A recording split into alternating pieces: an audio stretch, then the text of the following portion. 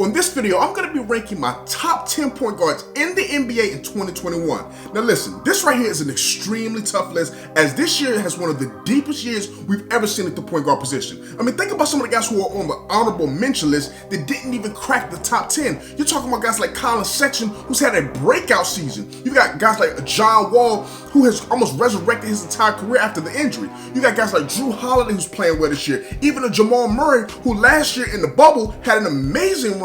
He's not even in the top 10. So make sure you stick around to the end of this video, because I'm going to be breaking down my top 10 point guards in the NBA. We're going to go from number 10 all the way to the best point guard in the NBA. Let's go ahead and get into this, man. Are you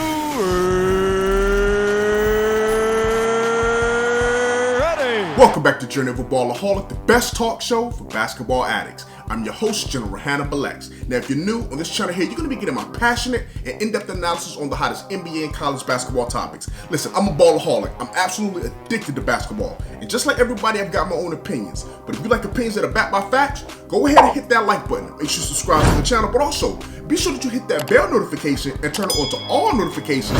That way you'll be updated whenever I drop my new videos, which is every Monday and Friday at 6 p.m. Eastern Standard Time. Now, we're going to dive right into this, because we're going to be ranking the top 10 point guards from number 10 all the way down to the best point guard in the NBA today. Coming in at number 10, I'm going with Kyle Lowry. He's having another solid season, 18 points, 7 assists, about 6.5 rebounds. He's playing well, even though the Raptors start off very terrible. They're starting to pick it up on a 2-game win streak. I think right now they're roughly about 7-9 in the Eastern Conference. They got some work to do, but Kyle Lowry spearheading the Toronto Raptors. Coming in at number 9, I gotta go with Russell Westbrook, man. He's falling down. Now, Russell Westbrook is one of my favorite players in the game, but he's falling down the list because, man, the Wizards stink. Let's just call it what it is. The Wizards absolutely stink, and Russ is just not getting the job done. I think he's averaging like a career low from the field goal, shooting 37% from the field. That's not gonna get it done. But as talented as Russell Westbrook is, as much of a triple-double threat as he is, he still comes in at number 9. Now, let's go ahead and jump over to number 8. Now, this is when things start really tightening up as we start going down this list. Now, at number 8, I gotta go with Ben Simmons. Now, Ben Simmons right now, he's having a career low, scoring from the points per game, averaging 12.9, and even his shot attempts are down to 8.8. But I'm not necessarily thinking that's a bad thing, because as we're seeing, the Philadelphia 76ers right now are sitting atop the Eastern Conference standing, and I think a lot of that has to do with Ben Simmons sacrificing his game for the betterment of the team. So Ben Simmons, who is an elite two-way point guard, he comes in at number 8. Now, this is where things get real tough, because at number 7, I had to go with the young fella. I gotta go with the young point guard out of Atlanta. Trae Young right now has been on an absolute tear. I mean, this young kid here, he's one of the future point guards that's going to just demolish the NBA. Right now, Trae Young is 5th in the NBA in assists, 13th in scoring, and Atlanta Hawks, listen, he's got these boys in the playoff picture.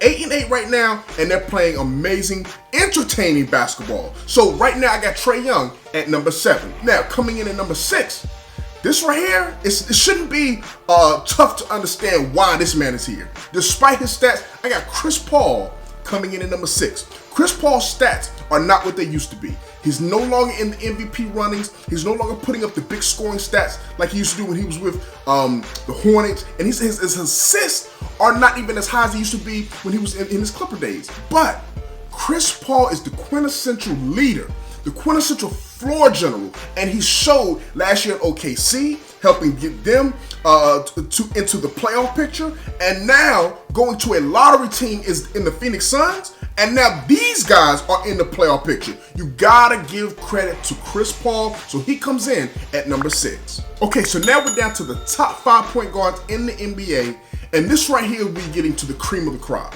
Now, coming in at number 5, I got Kyrie Irving. Kyrie Irving right now is having a career year. Now, despite some of the off-the-court issues or drama or whatever that you may question about him, on the court, when he's there, he's balling. 29 points per game, averaging 52% from the field and 43% from the 3, all career highs. Brooklyn, they would not be in the mix like they're in, trying to be a contender for a championship without Kyrie Irving. So, despite the naysayers, you got to give Kyrie Irving his credit. He's still a top 5 point guard in the game today. Now, coming in at number 4, now this is maybe a controversial pick, but I got Luka Doncic. I got Luka Doncic Coming in at number 4. Why? Luka Doncic has shown statistically he's an animal. He's almost averaging a triple-double, career high 9.5 assists a game. He's one of the top assist guys in the NBA. But the Dallas Mavericks still have to win more. That's what is holding him back from being in the top 3 and obviously as the best point guard in the game. You've got to win more. Now, last year we saw him carry his team to the playoffs. This year he's battling, trying to get the Dallas Mavericks back to the playoffs. Yes, Kristaps Porzingis was injured, but that's been the history with Kristaps. So we got to see, can Luka continue to make those around him better? He's been doing that, so he comes in at number 4. Now, here we go with the top 3. The top 3 really shouldn't be a question. Number 3, I've got Dame Lillard. Dame Dollar, to me, is the 3rd best point guard in the NBA. We've seen him be the best player on a team that's gone deep into the playoff.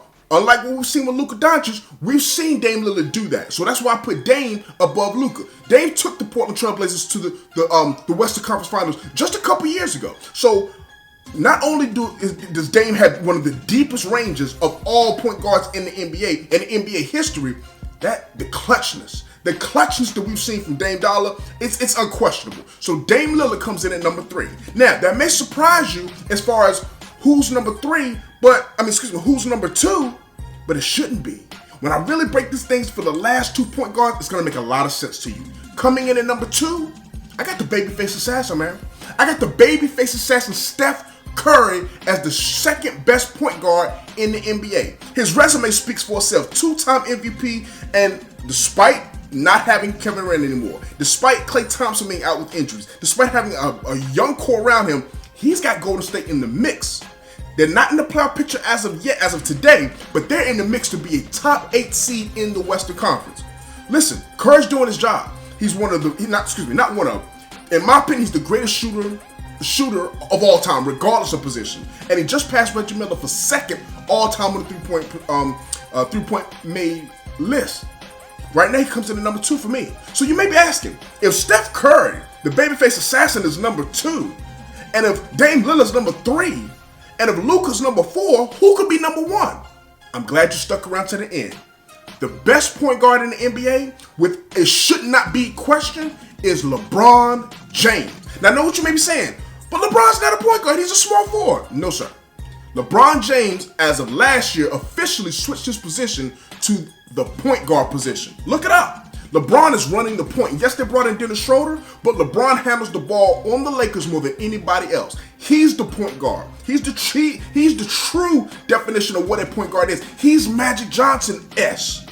Right? If Luka could be a point guard at 6'7", 6'8", why can't LeBron? We classify Ben Simmons as a point guard. Why can't LeBron? LeBron is a point guard, and he's the best one in the game. Led the NBA in assists last year. He's got the Lakers right now sitting with the best record in the NBA at 13-4. And despite him playing a career low 32 minutes a game, LeBron James has the Lakers looking on track to repeat as NBA champions. So what do you think? Do you agree? Do you disagree? Let me know in the comment section below. How do you rank your top 10 point guards in the NBA? So let me know, what is it that you disagree with? Go ahead and let me know in the comment section below. Listen, if you missed any of my previous videos, go ahead and click the box right here on the screen. If you haven't subscribed, you gotta go ahead and subscribe to the Journey of a Ballaholic and join the Ballaholic Nation. We're trying to grow this to 8,000, 10,000, then to 100,000, and I want you to be one of the first ones to join the list. Listen, until next time, be safe in the streets. General Hannibal X, and I'm out. Peace.